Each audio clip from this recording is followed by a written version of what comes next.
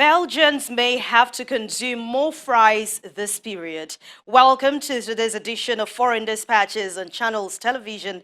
Thank you so much for joining us on the program that takes you around the globe in 30 minutes. I'm Anne Nwawadu.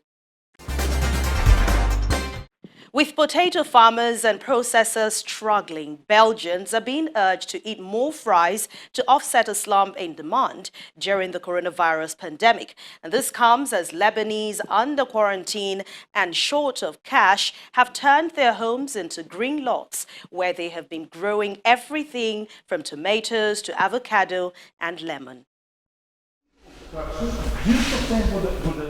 Belgium is the world's largest exporter of fries and other frozen potato products. Its processors converting 5.3 million tons of potatoes into fries, mash and crisp per year and sending them to customers in more than 160 countries.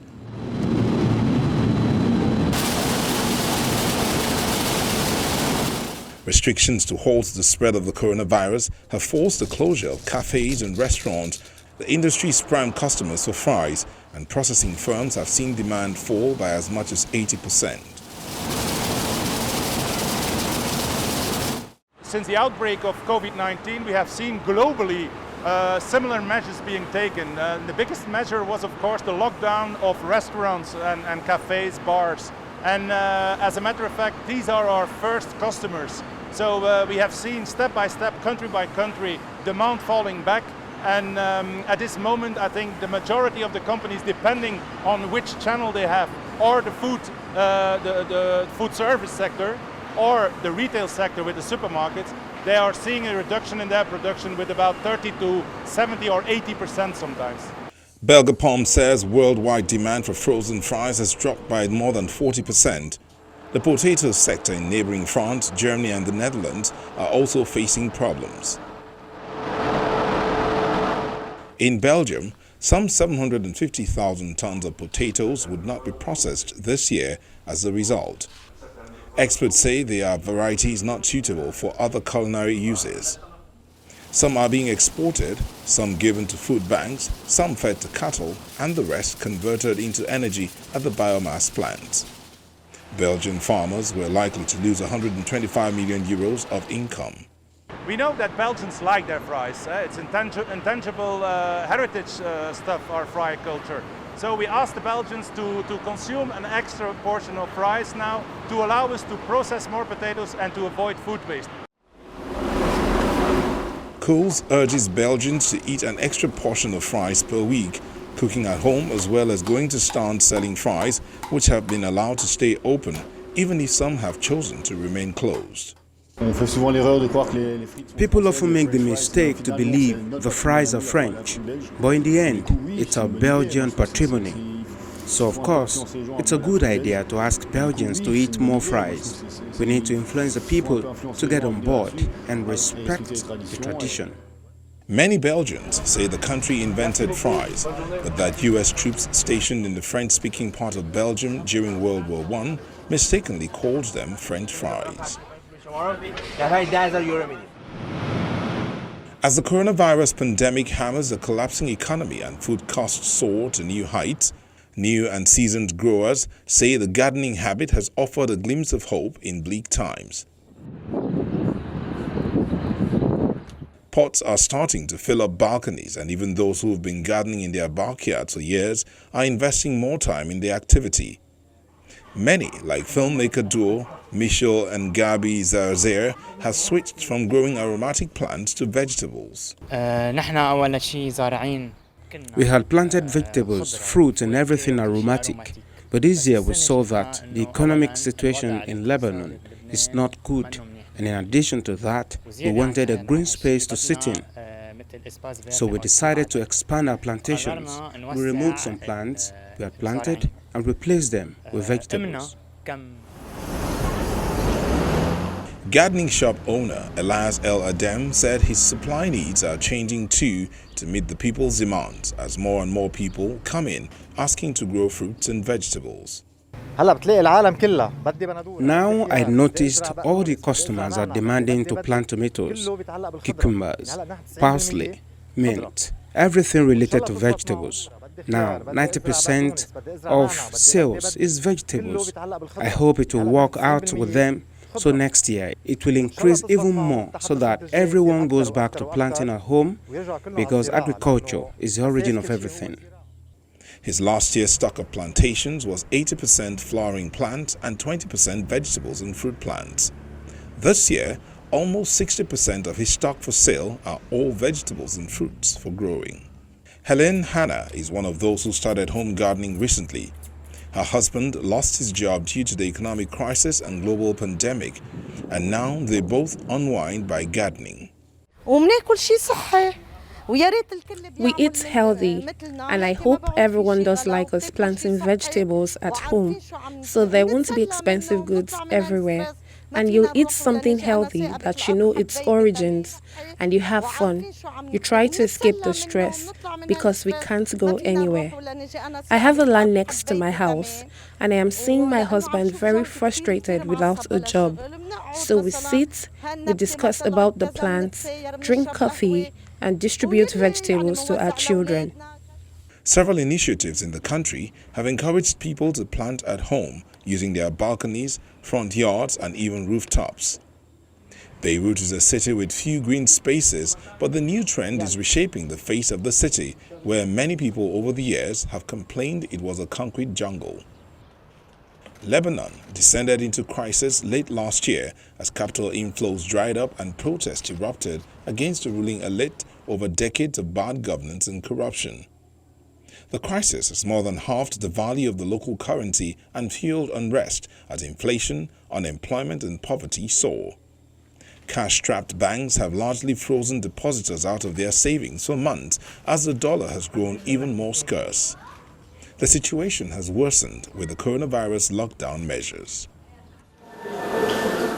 A North Korean institute is producing various types of functional vegetables to improve people's diet and health, and that's according to the state media. In a video provided by the North official news agency, KCNA, researchers and workers at Pyongyang Vegetable Science Institute are seen taking care of plants such as peppers and tomatoes. Gainura Biocolor, which was recently produced, has 20 to 30 times the amount of iron than vegetables planted outside. It is the ideal vegetable for women who have just given birth or for people with anemia due to lack of iron. We will continue to research ways to produce more kinds of vegetables and contribute to improving the health of the people. KCNA says the institute is equipped with computer-controlled hydroponic and mud-walled plastic sheet greenhouses and bioengineering research facilities. North Korea has for years relied on regular supplies of UN food aid. The state's leader, Kim Jong-un, has stressed the need to increase agricultural production in order to boost self-reliance against sanctions. Preventing the spread of berry borer beetles and harvesting in spite of labor shortages are Colombian coffee farmers' top challenges for the remainder of this year 2020. This is according to the head of the country's Growers Federation. Take a look. 2 months of coronavirus quarantine in Colombia, the world's top producer of washed Arabica beans, has complicated growers' efforts to find pickers, though farms are exempted from the lockdown. Output fell in the first 4 months of the year because lack of rains delayed flowering. Lower than average rains have also boosted infestations of the beetles known as broca. The Federation urges farmers not to leave mature coffee fruit unharvested or allow fruit to accumulate below their trees. Broca has so far affected about 6% of the crop, compared with 3% last year. Colombian growers are already facing persistent labor shortages as young people move to cities and shun the arduous work of hand-picking coffee cherries. Many farms cling to steep Andean hillsides, making harvesting with large machines impossible, but the Federation is promoting a small machine that lightly vibrates trees so that ripe berries fall off. Growers around South America say coronavirus restrictions and social distancing could make it even more challenging to find workers. Safety measures meant to prevent coronavirus on farms, including the use of face masks, frequent hand washing, social distancing and disinfection efforts, will continue until the virus is controlled. Prediction indicates that output will fall this year to around 14 million 60 kg bags, down from a record 14.8 million in 2019. Now, meet the sheepdog robot that can help farmers cope with labor shortages. Boston Dynamics four-legged robot, Spot, has been taught to herd sheep after its developers teamed up with New Zealand robot operations software platform, Rocus, to upskill its robot dog.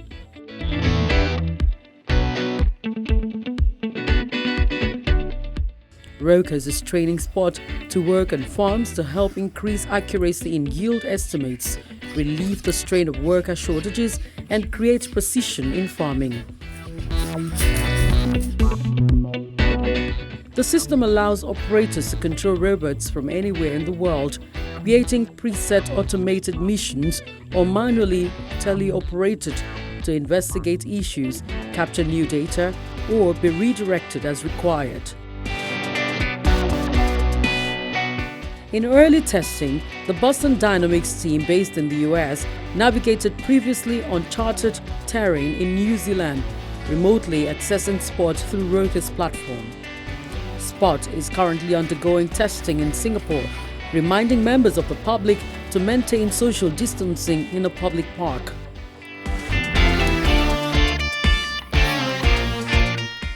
The robot park keeper occasionally makes announcement via a speaker, reminding people to stand at least 1 meter apart. Senegalese shoppers have found one small piece of comfort amidst the coronavirus chaos: a dive in the price of chof, a fish at the heart of their national dish. But the fishermen and the industries that support them have been hit hard. Take a look. Chof, a white grouper caught off the Atlantic coast, was destined to be marinated and served on a bed of spicy rice in Senegal's national dish, known as tiaboy diani. But its cost, driven by high demand from overseas, is prohibitive for many Senegalese. At a market in the northern port city of St. Louis, chof was selling at a steep discount.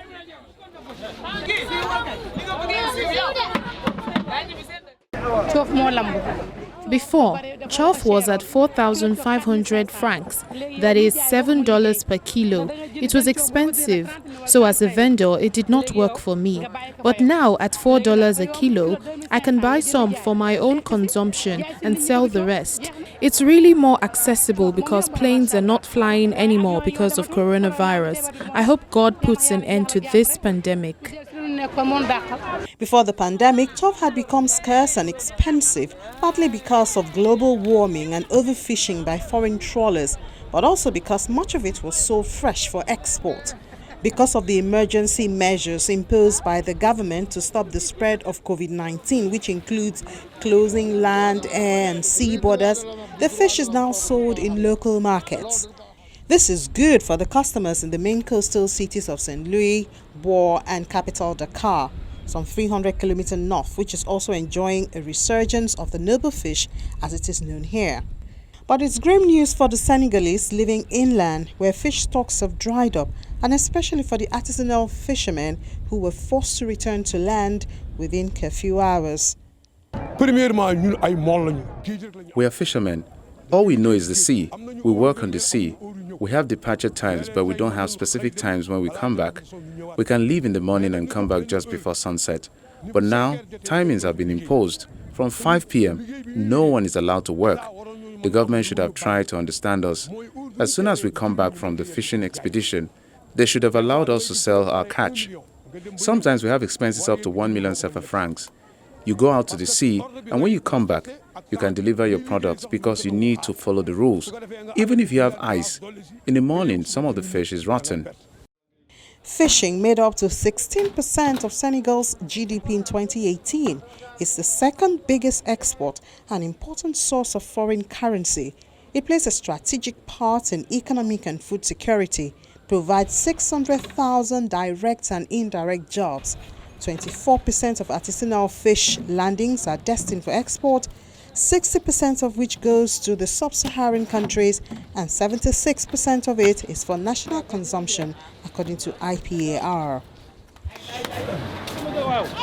Senegal's Ministry of Fisheries and Maritime Economy describes the fishing industry as an essential link in the fisheries value chain by contributing to the creation of added value, jobs and food for the population in the interior of the country, as well as in export income. Fishing is a major pillar of the country's economy and was a sector of growth until the pandemic. IPAR says Senegal's post-COVID-19 GDP forecast sees a 3.9% drop for the fishing sector. Welcome back. Croatian oyster farmers are hoping the ease of the lockdown will save some of the season's harvest. This and other related stories in the agriculture sector coming up next. Oyster farmers in Croatia are worried that this season's harvest will go to waste as the outbreak of the new coronavirus means tourists, the main consumers of the delicacy on the Dalmatian coast, stay away. Now that the government has begun to partially lift the lockdown imposed in mid-March, some are hoping that the reopening of restaurants will restore at least some of the demand. Mali stone oysters are mainly consumed by tourists who visit Stone and Dubrovnik. During the summer, 90% of oyster production goes to the catering businesses.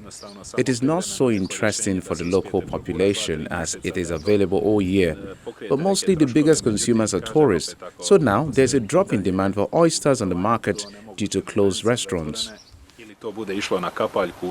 In the Bay of Barijestek on the Peljasak Peninsula, north of the tourist hotspot of Dubrovnik, oyster farmer says he hopes to make it through the season and still be able to produce oysters next year. But if borders remain closed or measures were put in place that ended up deterring most tourists from visiting, Lazik says his entire production will be put into question. The state helped, and the Ministry of Agriculture provides subsidies to keep workers employed. All of this helps. It's just a temporary solution to manage to push through 2 to 3 months to cover some expenses. However, if travel is still disabled, borders closed, or there are many conditions to be met to travel to Croatia, I'm afraid, although we might somehow push through and manage to sustain this season, if this continues, it will definitely put the whole production in question.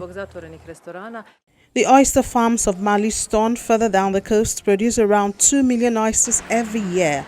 Around 90% of them go to restaurants in the area and are eaten by tourists, according to Rumarija Radic, who heads a local association of oyster producers. For oyster farmers, the tourists need to come before the summer heat. Radic says oysters do not cope well with high temperatures and salty water in late summer and predicts a high mortality rate. Tourism is taking a dip as nations begin to find ways of restarting their economies. Nations where tourism has contributed to their economies are now scared things won't be the same again. However, they are hopeful of what the coming months hold as summer sets in. Long stretches of beach lie empty on Corfu Island, and hoteliers wonder whether they'll open their doors this summer. Tourism is facing its biggest crisis of our generation. Corfu, as a place that its economy solely depends on tourism, is probably not opening for this summer, or we're going to have very low occupancy rates as it shows. We don't know if our hotels will open, when will they open, so we're right now in the brink of very hard times. According to a study by the Research Institute for Tourism by the Hellenic Chamber of Hotels in a poll of almost 1,800 hotels, 65% operating year-round believe it's likely or most likely they will go bankrupt, while for seasonal hotels, it is at 51%. Losses to revenues overall for 2020 are estimated at almost 4 billion euros. The study also says that more than 45,000 jobs are at stake in the industry. As we know, it's only a 6-month period, and we've already lost the first 2 months, and we're waiting to see if the next, in July or August, we're going to have some guests. We hope we do. Plane and ferry passenger traffic plunged after the lockdown went into effect on March 23rd, as much as 90% for ferries, according to the Passenger Shipping Business Association, while the Civil Aviation Authority said 59% is for domestic and international flights in March. Tourism Minister Harry Theocharis says the plan is to welcome back tourists in July. He admits, however, this season will be different and the government will be supporting the sector. This season is not going to be a season like the other years. I would be a fool to believe that this could ever be the case. However, there's a lot that we can do in order to reopen the touristic economy, the touristic flows, and that way we will be able to support a lot of those enterprises, the hotels, the travel agents, and the people that work in the touristic sector. This is of vital importance. The government passed legislation to allow tourism businesses to offer 18-month open vouchers instead of refunds for bookings as part of support measures. Well, there is a lot of interest for people to travel in Greece, even within the difficult situation that we all have to face. And we will, of course, have to consult the experts, the health experts, on the countries that they deem that would be safe enough for us to accept here. Of course, it's understandable that we will aim to the European countries first and foremost. Until the tourists come back, Greece has been mounting a vigorous online marketing campaign with the lockdown in mind, such as the platform Greece from Home, a blend of videos of Greek culture, lifestyle and landscapes inviting people to visit Greece from their homes, as well as the Till Then, Stay Safe campaign, photographic images of Greek tourist sites with the slogan, Until Then, Stay Safe. Meanwhile, Greece will cut value-added tax on transport tickets, coffee and other beverages as part of efforts to revive its tourism sector and the economy. In April and May, tourism was at its lowest point. So whatever we achieve this year will be a gain. I will say it again, priority is to protect jobs and to help professionals in the sector prepare their huge counter-attack in 2021. The summer tourism season would have regularly started in April, but it is delayed to still check the level of curtailment of the virus. The summer tourism season will have regularly started in April, but is delayed to still check the level of curtailment of the virus. And gradually from July 1, direct international flights will begin towards tourism destinations. There will be sample testing of our visitors, and health and hygiene protocols will be adhered, which will not cast a shadow on our bright sun nor the natural beauty of Greece. Greece, which emerged from international bailouts in 2018 after a decade-long debt crisis, relies on tourism to keep its economy on a recovery track. More than 30 million people visited the country last year, and the sector employs 1 in 5. Germany, Israel, Cyprus and Bulgaria will be amongst the first countries that Greece wants to restore transport links the soonest. The first commercial Lufthansa flight from Germany arrived in Greece on Monday after a flight ban for the country was lifted on May 15th. Arrivals are subject to a 2-week quarantine until May 31st.